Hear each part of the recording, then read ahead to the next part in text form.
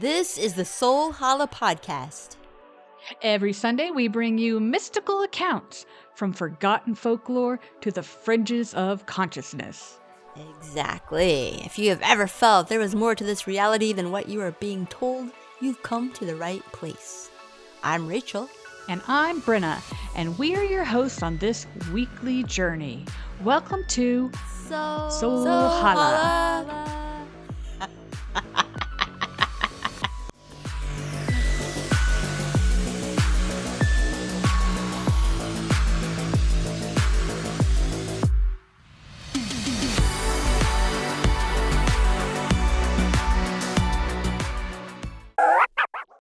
Hello, everyone. This week we are going to do something a little bit different, and we are going to talk about our own experiences and what that means to us and how that experience changed us in one degree or another or gave us insights. So I think I'll be quiet and I'll let Rachel take it away. Cool. So, not cool that you're going to be quiet, but cool that I'll take it away. So here we go. Oh, you know I won't be quiet. So, this is a dream that I had. I've been doing dream analysis. I did dream analysis for quite a few years. I'm going to say like 9 or 10 with a Jungian analyst. And so we take a dream each week and talk about it. Union analyst? A Jungian, as in someone, okay. Analyst. Okay, yeah. okay. Sorry, I thought we were talking, I don't know what I thought we were talking. No. The Teamsters, I think. The unions. Yeah. Okay, yes, the union. Yeah, I got you. Yeah, right. So, Yep. Pretty cool. Like, basically talk about archetypes and all the things that show up in our dreams as being a lot of them aspects of ourselves, and those aspects are coming to deliver messages. And then occasionally there's like what is called like I'm putting air quotes here, big dream, which means it's not really specific to me. It could be heard by anyone and they could take meaning from it. So that's the dream. That's the kind of dream I want to share today. It's like not really about me, but about something that anybody could take meaning from. So. And it's called a big dream. Yeah, not in the sense that it's a big, amazing dream, but just like a big meaning bigger than me, like bigger than my world. Gotcha. So, yeah. Gotcha. So, I had this. It's a pretty short dream. It's just one that I had.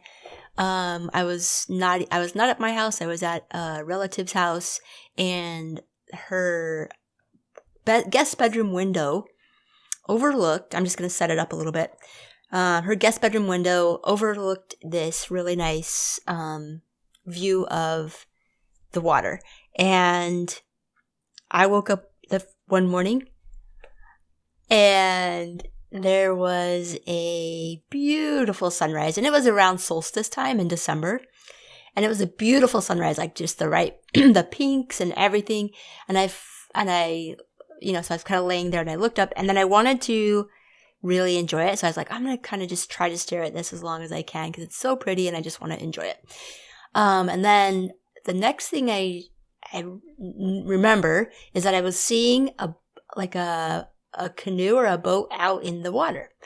And I'm seeing the faces of the people in the boat and they're a few different ages, but quite a few are like more elder looking, and they're wearing, a lot of them were wearing black and red. Some of them had like a beaded collar or a blanket or a shawl and some hats that I didn't really recognize as being from my, like any frame of reference for what I have.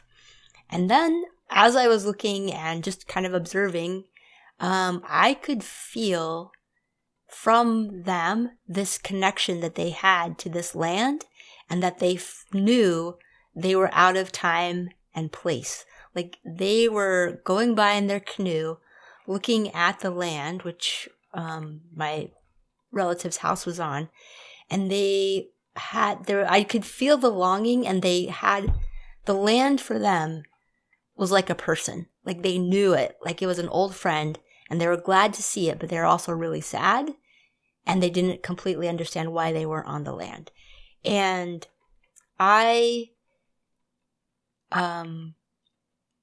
that's about it. And then the next thing I knew, I was looking out at the water again, and there was no boat there. And I got up and I went outside. There was a little deck right there. And as I'm looking outside, I'm like, there's no way. Because I thought I was awake this whole time. I completely thought that I had seen that in real life. I thought I had just like been looking at the sunrise and seen this image go by, and felt that. And okay, can I interrupt? Yeah. Okay, so you looked at the sunrise and you were in dream state, but it was realistic enough that you kind of thought it was real. So that when you were looking at it again after the other little interaction that you just described, you were like, wait a minute, I thought I was just looking at the sunset. So you couldn't differentiate rather, like, is this real or is this a dream? Is that what you're saying? Yeah. So basically, Okay. I mean, I do think I woke up and I saw the sunrise, and then I slipped back into, dream time, and I saw what I saw, but it felt so real that it felt like I was still awake. Like, not like even I don't know, I guess kind of like a dream in that sense, but it felt very vivid, like so vivid. And then when I woke back up again, I went outside to look at, and I'm like, there's no way I could have seen those people in the details, too far away. There's no way. So it had to be a dream. Yeah. Okay. Or it had to be. Oh, but it was so realistic that when you woke up, because I've had those dreams where like you literally feel it all day long. Yes. It's almost like you're still there emotionally. Yep. And mentally almost. And yet you're kind of schlepping around in this life, but you're still in that dream. Yes. It doesn't happen very often anymore, but it used to happen fairly often when I was younger. So, and I did go to, like, I was hanging out with my relative, and we went to a service, and then we went to brunch afterwards, and I was telling her the dream, and I just started crying. Like, and I just felt like those were not my emotions, but I felt the emotions of those people. And I was just like, I was like ugly crying, telling her the story of what I saw. And she's like kind of looking at me. I mean, she's open to stuff like that. So it wasn't like that awkward or weird, so then I'm telling. Well, telling her, and then it left. And then all those emotions were gone. And it was just like that. Like it just is a message that needed to be delivered. And then there's a part 2 to this. Oh, sorry. But you can go ahead if you have any questions. I was just like saying there's more. It's almost like the dream was meant to bubble up that stuff. And then when you got it out and had a cathartic experience in front of your sister-in-law. It was my aunt. Your aunt. In front of your aunt, then it just dissipated. Yeah. Like that feeling of being in the dream still kind of just dissolved. Yeah. No, yeah, I mean, I can still pull up the feeling, but that big feeling was gone. Like that. It just like, like a water faucet turn on and then turn off. So my aunt has some connections with the tribe that is in the area, and she told them my dream, like what happened. And when she told them, the door opened. Like they were in an office, and the office door opened. Like nobody was there, the office door. And the person that she was telling it to said, "Thank you. The message has been delivered. We will have a fire ceremony." And then the door closed, and that was it. What the heck? Yeah. That's pretty incredible. Yeah.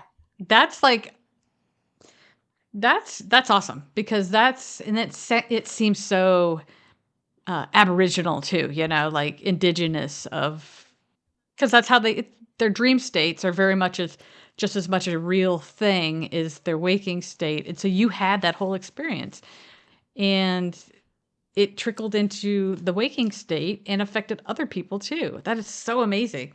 Yeah, it felt very other, like it felt worldly, but also very, like, it just felt like important. It was the solstice, winter solstice. It felt timely. And I don't know, a lot of people say that the winter solstice time, the veils are thinner, so messages can come through, or things like that. But yeah, it was just kind of a really cool experience, and I just wanted to share because I thought maybe there's other people who have had experiences like that, or the message That's might amazing. mean something to somebody. Yeah. That's cool. Yeah. When did this happen? Let's see, it was 2023 or 2024. Sorry. I'm on the wrong year. 2020. Sorry, I got distracted. 2019. Sorry. Probably 2019 or 2018. Yeah. Oh, okay. Okay. So it's been a while, but it's still just as crystal clear in your head. Yeah. Because it was profound. That's awesome. Mm-hmm. That wasn't a hidden message. That I was just joking around. Anyway. All right. Cool. That's a cool dream. That's awesome. Yeah. And I love the follow-up. The dream itself it probably means way more to you because you experienced it and whatnot, but like the follow-up that it trickled into real life people that you didn't even know. Yeah, I didn't know. And it was a message for them, you know. Right, I guess. And the door opened and closed on its own. Yeah. Yeah. So, yeah. You got some otherworldly shit going on. Yeah, what I think it kind of felt like, what I think was really cool for me that I liked was that it felt like they were out of time and place, and I knew that in the dream. So that was kind of like being able to access the no time and no place. And for some reason, I was at the right place at the right time to be able to do that. And I feel like those experiences, like to me, there is no time. And I feel like there's opportunities probably often for us to be able to do that. But it just is being able to pay attention and also being open. And I don't know, I just think it's kind of fun. And maybe it'll help somebody else be open to them having their own experience. Yeah, totally. It'd be interesting to see what other people have to say about it. Yeah. So, Brenna, did you have a dream that you'd like to share? I've been kind of thinking about which one I wanted to talk about. And so I think what I'm going to do is I'm going to talk about 3, but they're very short, and they all have something in common in that I became lucid in them. And I'm not a exclusive lucid dreamer by any means. It always takes something very traumatic in the dream to make me lucid. Okay. Just like in real life, it always takes some kind of calamity to get me through the next big, evolutionary or spiritual bump to the next, understanding or level or whatever you want to call our journey. It always takes. And so in the dreams, it's no different. And it's massively more scary in the dreams because like anything could happen, So I think I'll just talk real quick on all 3 of those. Cool. Just because when I do become lucid, I do the exact same thing every time. And so these have happened from my teenage years to just a few years ago. So it's like I said, I probably lucid dreamed maybe 10 times in my life. And I don't remember all of them. I wake up and go, oh my gosh, I did and then I'll forget it. So really, these 3 kind of stand out because they were so gruesome too. Wow. Okay. Spoiler alert. Okay.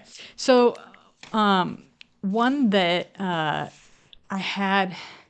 must have been in my really early 20s when I had this dream. And it was my mom and I. We were out in the woods, just kind of hiking around, and we got to this big meadow. It was a nice dream. It was warm, summer. We were looking at wildflowers and butterflies. It was real dreamy, fun. And then this weirdo, we saw him in the corner of we were in a clearing. We saw him in the corner near the woods, and he's looking at us, and I'm like, and my mom is getting really scared, and I'm like, maybe we should leave. And then he started running after us. And so it wasn't one of those dreams where you're being chased. Okay. And everybody loves those dreams. And so we're being chased by this guy. Chase.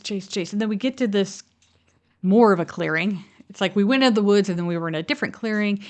And essentially, there was a little cabin right there in the middle. So I'm like, Mom, get in the cabin. Let's go. And we get into the living room, but he breaks through the front door. And so then we go into the bedroom and we lock the door, and I got it locked. And he's busting through it, and he's got a knife. I mean, it's like seriously like a horror flick. Yeah. And my mom is screaming, and she's just crumpled in the corner, just like completely useless because she's so scared. And I'm trying to hold the door, except the knife's coming at me, and he gets in. Okay. And we are a full on hand to hand combat. Okay. Wow.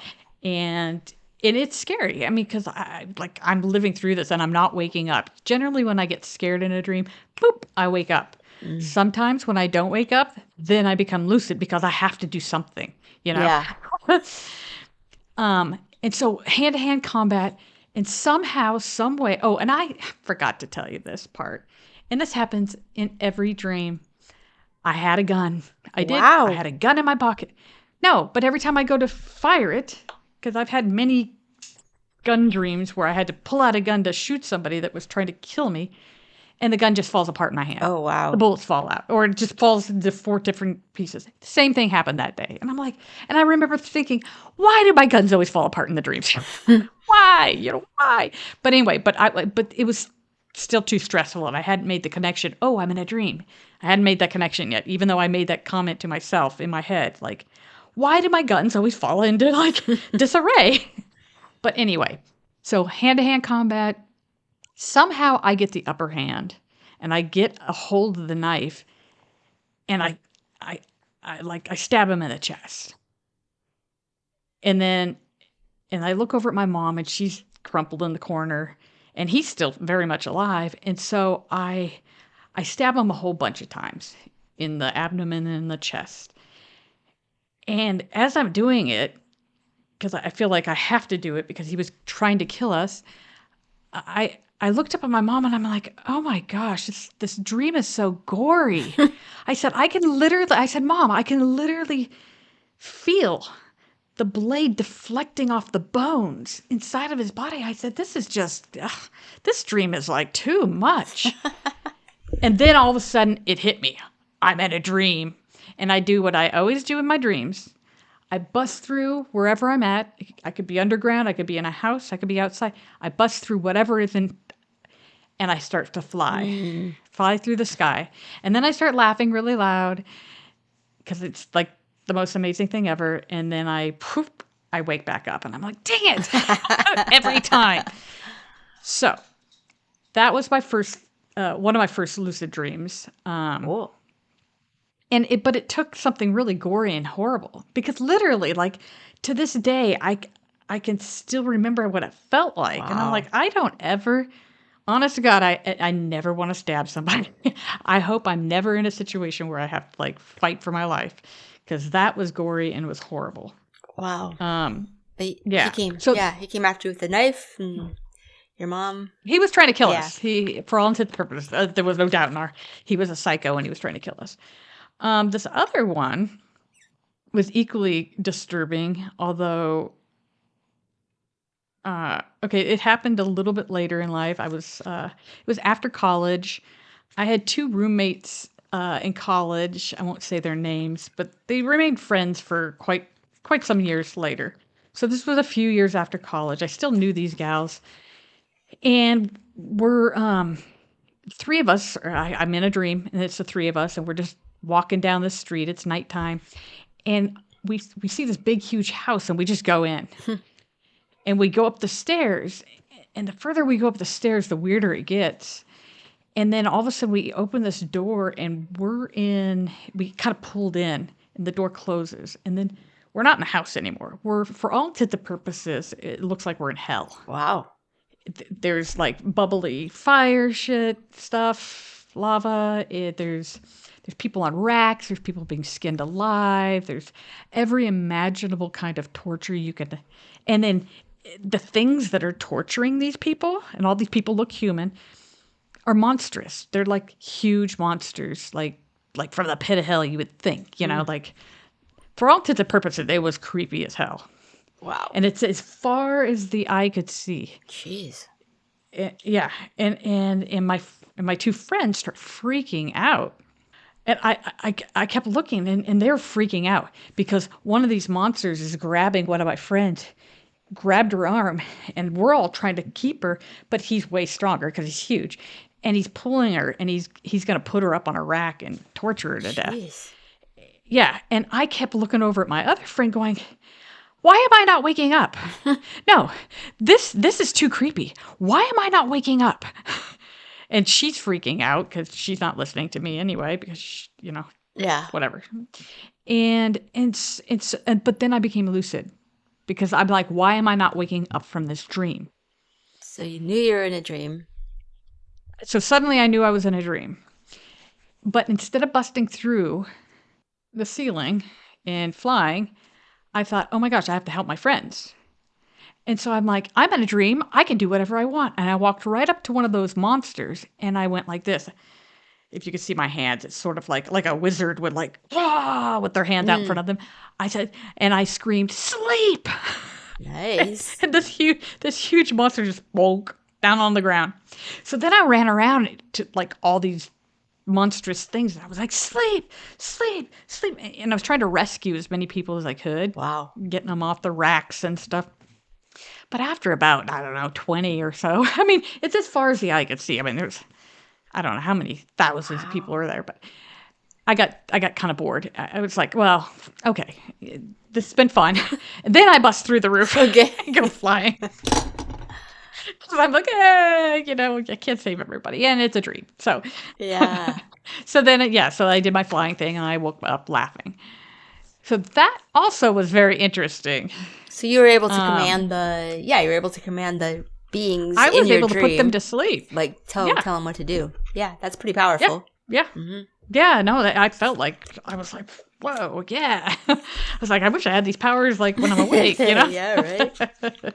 There's some politicians I put to sleep. Right in mid like sentence or something. Sleep!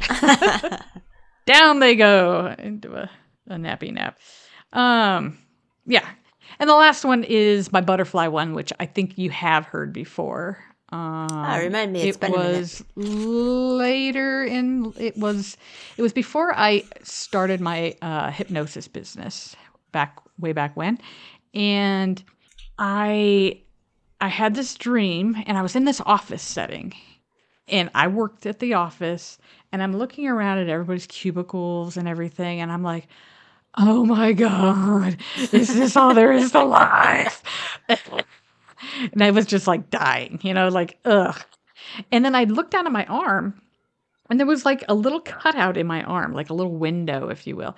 And I could see a butterfly wing fluttering underneath, like in my arm, like in this little window. And I looked down at it, and it was fascinating. But then I'd look up, and I'd see the office setting. I'd be like, oh, God, get me out of here. Oh, I can't take this. This can't possibly be my life. And then I'd find myself looking at my arm again. This went on about 3 or 4 times. And then on the 3rd or the 4th time, I looked down and I said, in real life, this would be a really cool tattoo. Boom. I was fully lucid, and I'm like, woohoo! And I busted through the office, and I started flying, and I woke up laughing. Okay, so then I woke up laughing. I was like, but that was really cool. And ultimately, I did go get that tattoo. But later that morning, so I got up, it probably was like 3 a.m. when this happened. I got up, I went to the bathroom, I came back, went back to sleep. And then this is also the second part of this, which was really interesting. I was having this dream, and it was a woman, but it wasn't a woman. In the dream, I kept thinking, oh, she's like an angel, or she's like something. She's something. But she kept saying, Mariposa, Mariposa, Mariposa, like over and over and over. And finally, I was just like, okay, Mariposa, Mariposa. But then it started kind of annoying me to the point where I'm like, and I woke up. And I woke up, and I opened my eyes, and it was about 6 a.m. by then, or maybe 5:30. And I was just like, what the hell? So then I had to go to the bathroom again. And I took my phone with me, and I looked up Mariposa. And mariposa is the Spanish word for butterfly. Wow. So that happened later that morning. So anyway, those are 3 little snippets of dreams that I had. Wow. Yeah. So, you know. Any ideas on the meaning of the last one, where with the butterfly in the window of your arm? What I gleaned from it is that, and I try to actually use it, it represented freedom. The butterfly flying, being free. And then I'd look up at the office and I wasn't free. And then I'd look down, it's like that represents freedom. And then it got drilled into me later that morning, mariposa, butterfly, that's also transformation. Yeah. Massive transformation. I was able to fly lucidly in my dream.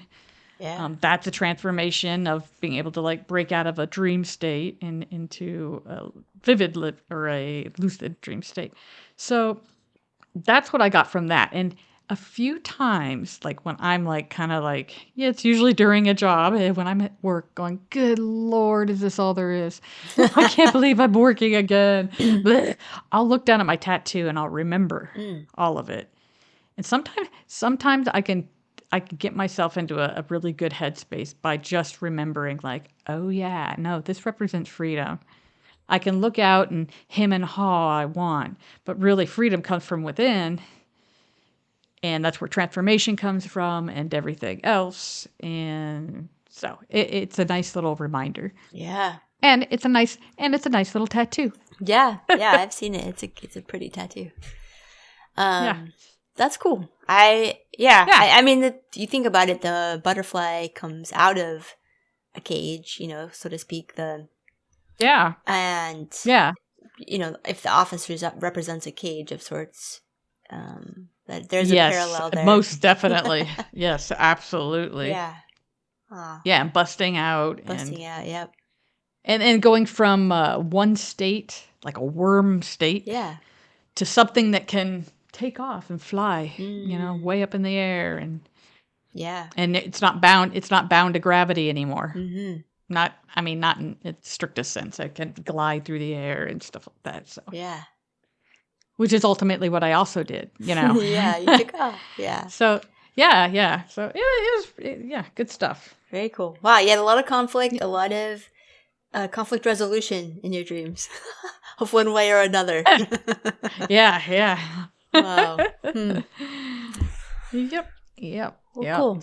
Okay, well, I think we're going to wrap it up now, unless Rachel has a few more things to say about anything. No, the only thing that I would say is that it's really, I think dreams are powerful personally, and I feel like when we pay attention to them, the way we recall them, like if you think about when you first wake up and you're trying to remember a dream, you're using a muscle that's connected to the right brain. So it's really, if nothing else, it's a great thing to do. If I were to do a little PSA, I would say try working on remembering your dreams. Write them down when you first wake up, because you're exercising a muscle that connects your brain to the right hemisphere more, and that is the big thinking image opening message brain versus the left brain, which is more about I'm you, you're me. I mean, we're different, and facts, figures, and logic, and which they're both beneficial and we need them both, but I feel like in our society the right brain's a little bit underdeveloped. So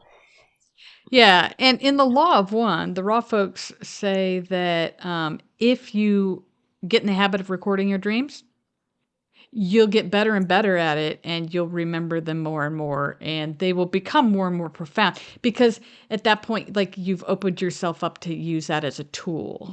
Whereas if you're always like, I've talked to so many people, I don't dream at night. I'm like, well, you do, you're just not remembering it. Nope. I remembered a dream in 75 years, and I'm like, sorry, man, that much sucked for you. But like, there's been not just one person, but like numerous people like that. And it's like, okay, we'll start trying to record it.